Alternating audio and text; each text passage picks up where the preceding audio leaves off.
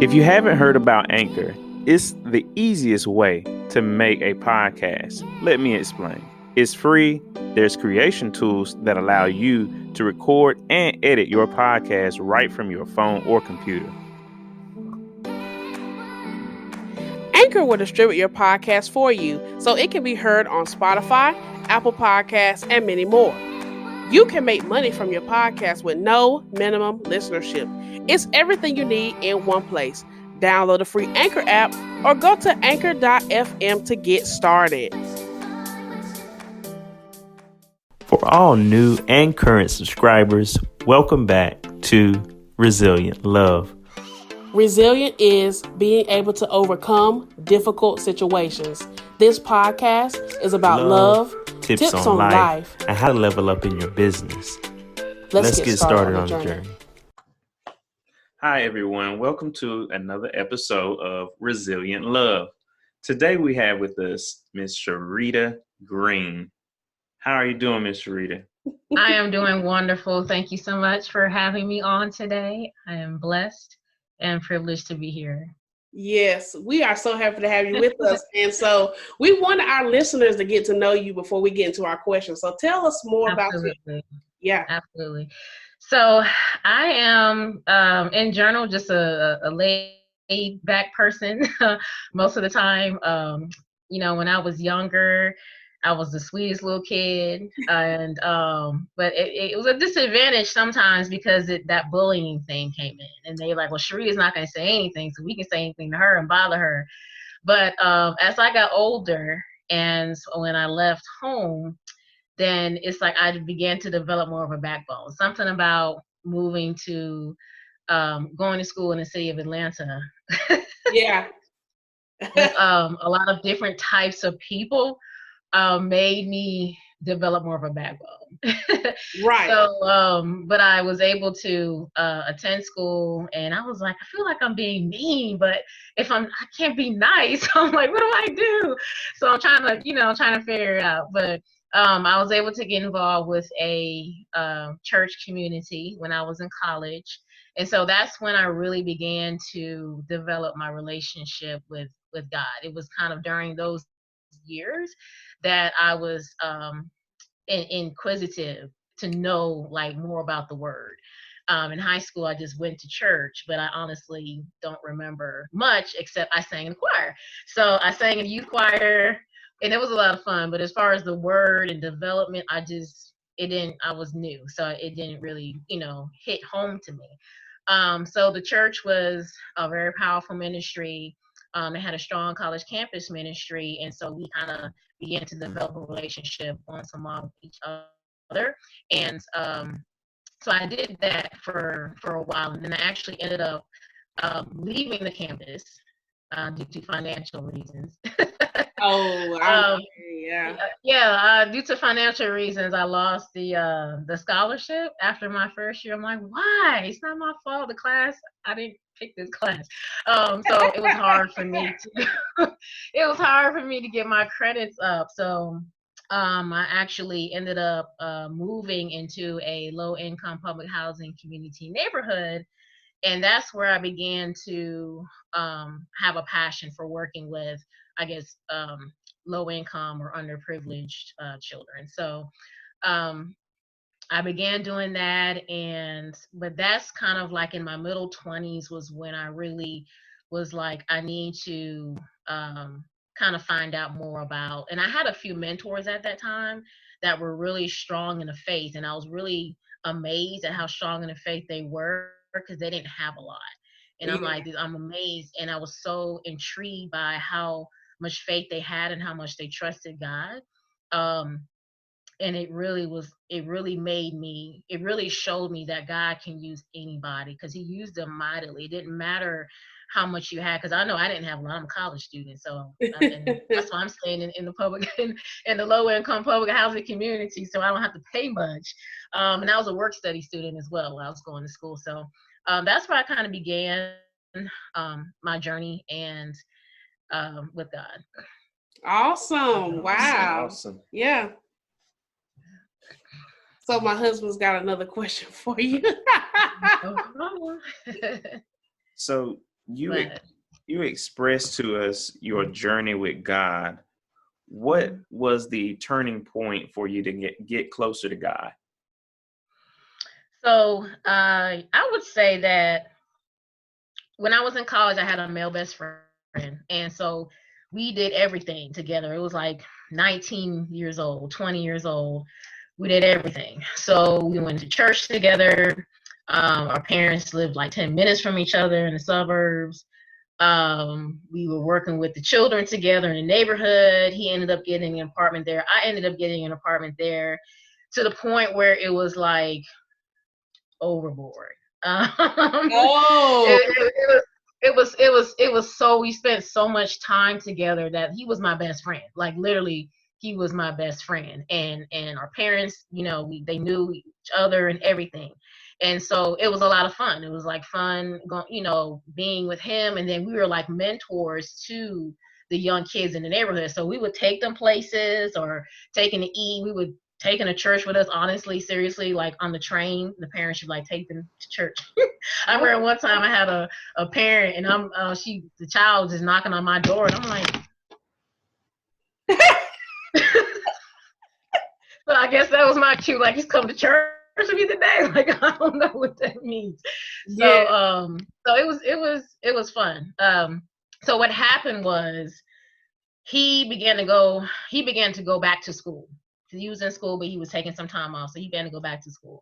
When he went back to school, our relationship began to kind of tear, because he began to meet other people, which you should, but I guess I just wanted to be best friends forever kind of thing. Like I wasn't interested in meeting anybody else. And I've always gotten along better with guys than I have girls. And so for me, it's like it was a very, very difficult time, because we were close for about 2 years.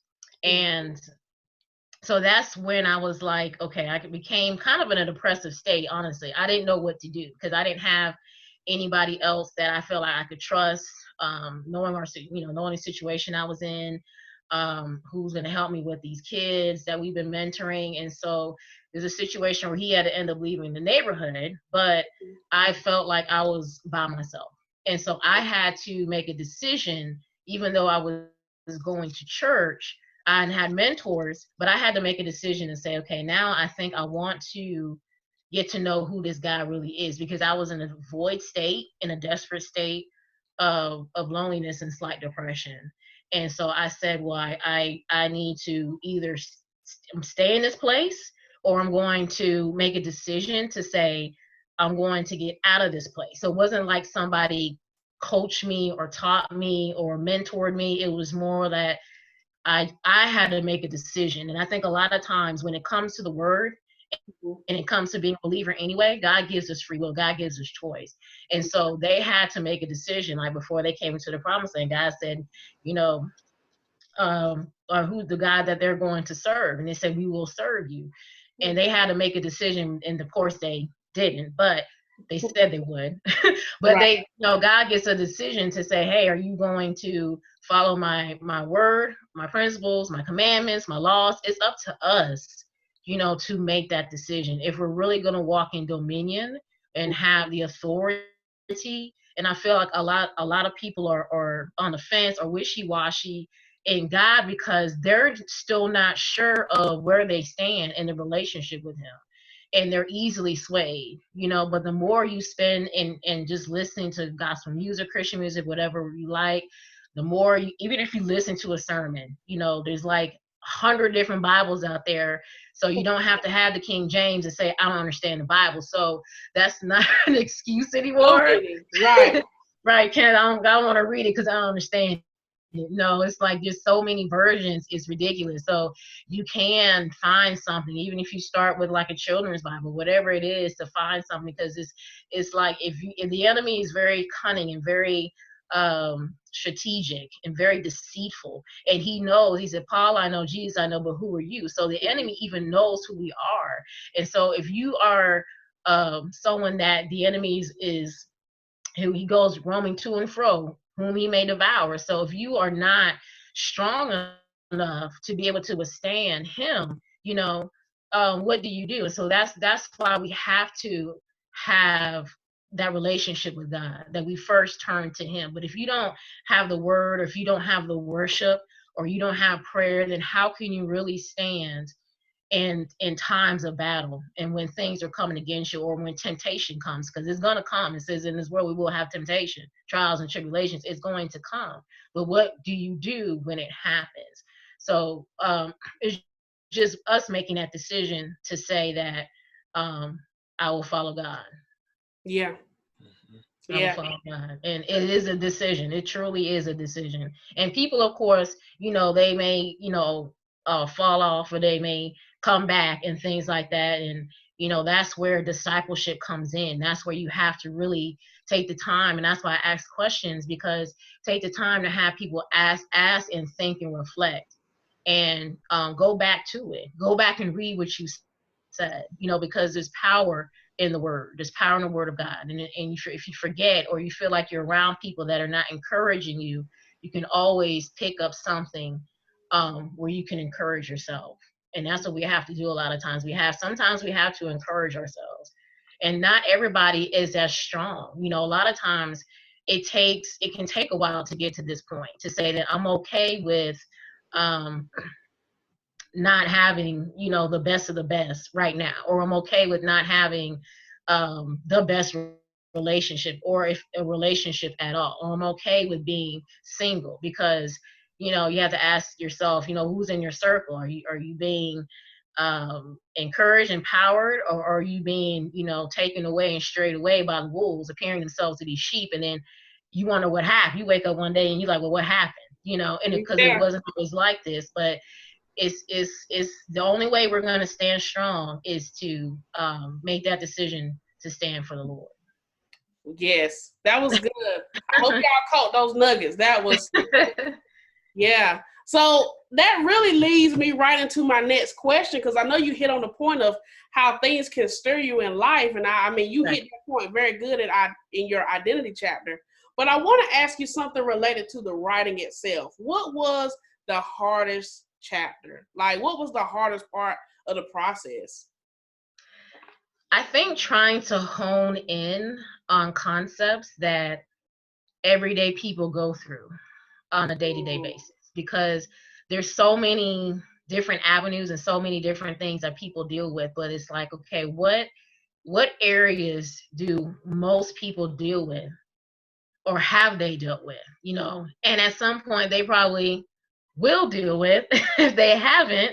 But these are all areas where people have, or will maybe possibly deal with these particular things. So I wanted to, the hardest thing was figuring out, okay, how do I bring in the pains and wounds that people have and that they're dealing with, and what are the answers to those situations and those pains and their wounds that they're having in those particular times.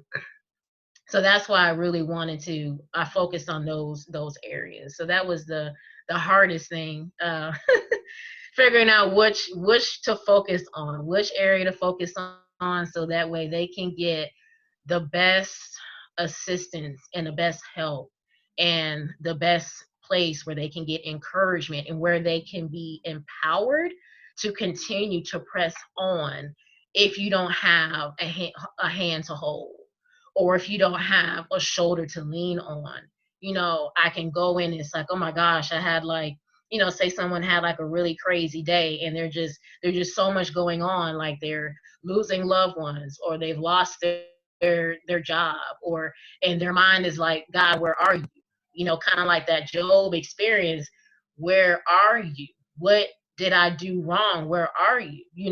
But we have to have a shift in our mindset to know that he is present. And even with Job, God allowed the devil to afflict him, So sometimes we think that stuff is happening because of something that we did, and that may not even be the case. It may be saying, hey, have you considered my servant? So that means that sometimes God's like, hey, I want to take you to another level. I want to take you to another place. But that it's that wilderness process that's so uncomfortable, because he didn't know what the outcome was going to be. He didn't know exactly what, he didn't know what was going to happen. But we just sometimes we want to know the end from the beginning, and God is the only one who really knows that. And we know in part, we prophesy in part, but God is the one who knows the fullness of everything. So just picking areas where it could help anybody, like pretty much at any age, anything you're dealing with, health issues, identity issues, which is very, very prevalent. That's happening in America today because the society is changing as far as what they define identity to be, and God has already established an identity for us. And we're always people are trying to change God's laws and God's plans, but they want to get mad at God when stuff's not working. I'm like, he has the blueprint, in the word, and people just want to rebel. They want to buck because it's just not, what they want, and so, knowing the identity that we're made in his image, and that we're not to present ourselves in a way that's going to please man, but in a way that is going to please God. We honor man and we respect authority, but we're not living our lives as people pleasers. We want to make sure that, at the end of the day, that God is pleased with us, and that's what matters. Not, if you're trying to fit in, or you're trying to go to see this movie or wear these type of clothes, and because I'm, whatever fashion is, like, I've never been a fashionable person. So, but it's like, if you don't fit in these type of groups, like, people join different things because they feel like that's going to show them their identity, especially at the teenage age, show them their identity. And so by high school, they're already picking an identity. But I'm like, is this truly the identity that God has for you, or are you trying to conform to someone else's identity to fit in? And I think a lot of times it's just done, so subconsciously, maybe even as adults, that we don't even realize, what we've done, and it's kind of like, well, what am I doing for God? Like, how am I representing him? And you begin to ask those questions. Yes. That was so good. That was. I hope y'all caught that. Good nuggets. Come on now. Our next question is, what is the main message you want readers to take from your book? I want them to feel like they are empowered to do anything, and that they don't have to settle for what's happening in their community, what's happening with them internally, what's happening with them externally, that they don't have to settle, that regardless of the situation that they are in, if they feel like they're in the ashes, if they feel like they're in the pit, if they feel like they're in the bottom, it doesn't have to be that way. And that through Christ, he pulls us up out of the pit. He causes us to stand upon the rock, which is firm, which is solid. So whenever you have a situation in life, you can go to the word of God. You can go to a place of prayer. You can go to God knowing that he hears you. And a lot of times, because he doesn't respond the way that, he may want, we want him to respond, we think that he's not listening. But as a father, the father knows best. So he's going to give us what we need. He's going to give us and provide provision for us.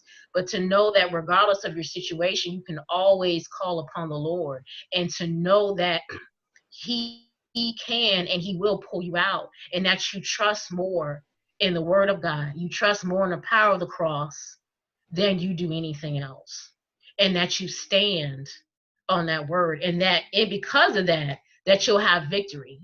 Yes. So it's called the good fight. Victory is yours. So there's going to be fights that we're going to encounter. There's physical fights people actually get in. There's fights they may be dealing with spiritually. But whatever your fight is, someone could be battling for employment right now, or they could be having concerns in their body. Whatever's happening in their community could be affected, and whatever's happening politically could be affecting whatever that fight is, to know that with Christ, they can have victory, but it's only through him they can have victory.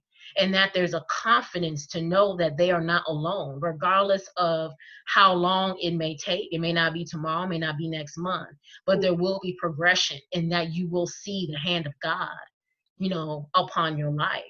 as long as you remain dedicated and faithful to him, and you remain in his will, which means you're not making him mad, you're not making him upset. You're walking by the fruit of the Spirit, not walking in sin and not walking in carnality, and just knowing what those are.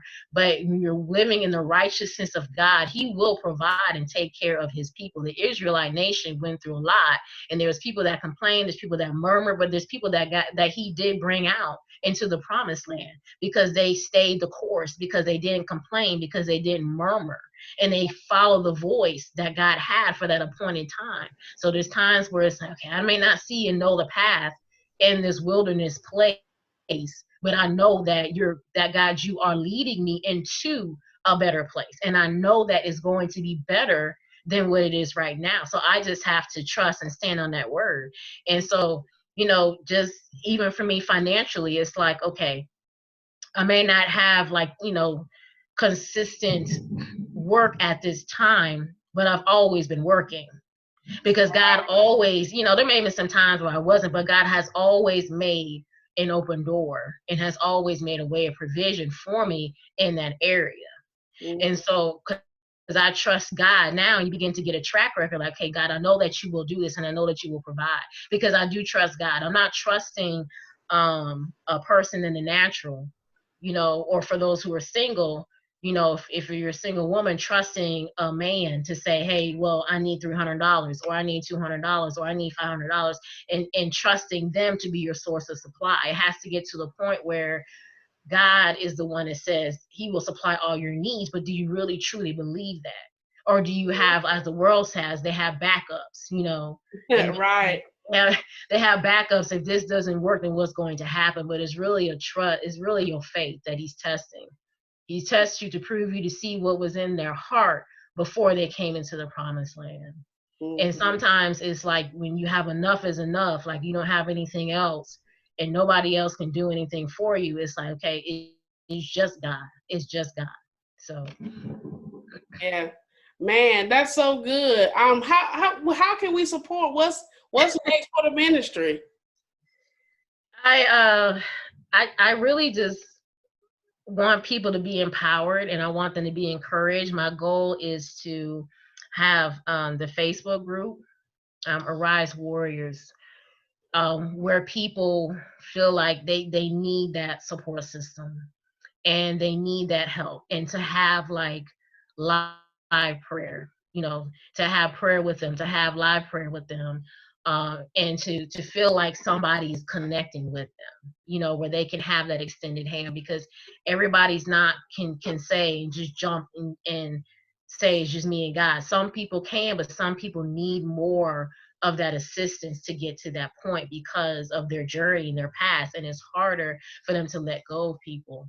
But that's what I desire, is to be able to be a support system and to help walk people through the process of what they're dealing with, what they're battling, and how they can speak and walk in victory. And sometimes for me, it's like, it's just speaking the word. Like, I don't care how I may feel. I may have a pain in my body, but I'm gonna lay hands on myself. That's right. Some oil. And I'm just going to speak the word over myself. So a lot of the things that I've done or dealt with is because it's not because I've seen it, but it's really by faith, and I know faith without works is dead. So it's like, okay, I got to work this faith. And so just to be able to assist people and watch people and see them grow and to see them empowered, because I do not want the enemy to feel like he has a hold on his people, mm-hmm. Whether they know God or not. But the enemy is so quick to grip people and claw people and just grab a hold of them, thinking and keep them like bound and in chains, and thinking that, not even have them thinking that there's a way out. But there is, because he's a liar, he's a deceiver, and his mission is to blind the people and to keep them in a place of darkness and scarcity and lack. But that's not the God that I serve, that we serve. That's not who God is. And so just having the opportunity to do that is my goal. Yes. Wow. So y'all better look out for the Arise Warriors Facebook group. Look out for it, because I know I am. I have thoroughly enjoyed this conversation. Yes. make sure you go to Amazon and get the book. You can order it via paperback or Kindle.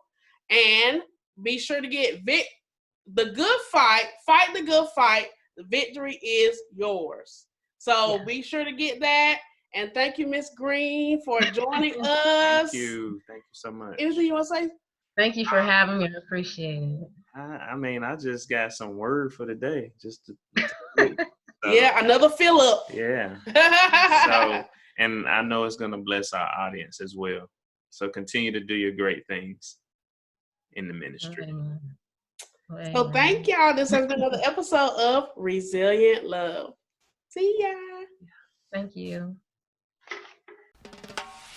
Thanks so much for listening to Resilient Love Podcast.